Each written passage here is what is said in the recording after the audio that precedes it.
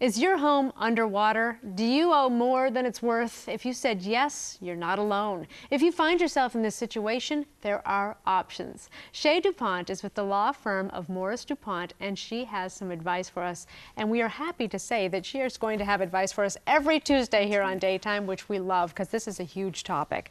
First of all, Chae, how big an issue is this in Florida? Well, this is a huge issue in Florida. I mean, there are a multitude of homeowners in Florida, and especially in the Tampa Bay area, it's always in the top 5 of homeowners who are underwater. So I guess we should probably describe what underwater actually is. Underwater means that the value of the home is less than the mortgages on the property. So if you've got a first mortgage of $100,000, a second mortgage of $200,000, and the property is worth $150,000, you're underwater. And according to this graphic, 30.1% of people in Tampa are underwater. Yes, unfortunately. Tampa and St. Pete. Yes, huge. Think about it. 1 in 3 people are underwater. They have negative equity on their property. When are they ever going to be having equity in their property so that their mortgage payments are an investment in the property? How do we find out exactly if we are or aren't underwater? Very good question.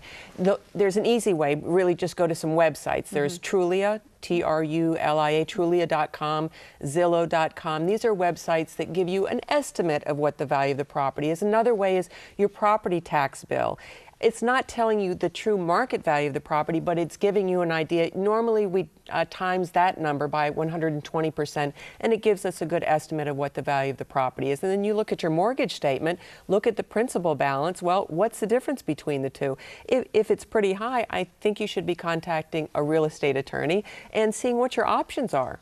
Well, what are some of the options? Because this is, I mean, I'm underwater. A lot of people are underwater. Well, one of the options is to short sell the property, to exit the property. There's different ways of short selling, there's different timelines, but great opportunities right now, a window of opportunity to do a loan modification. If you can qualify for a loan modification, and these are government programs that are out there that if you qualify for it, your lender might be able to give you a principal reduction, meaning they're going to forgive some of that principal. So if you have negative equity or you're underwater by $100,000, your lender might be willing to forgive that $100,000 of negative equity, which could be huge, and put you back in a position where every mortgage payment could be getting you into an equity position on the property, which is where the majority of the middle class save their money.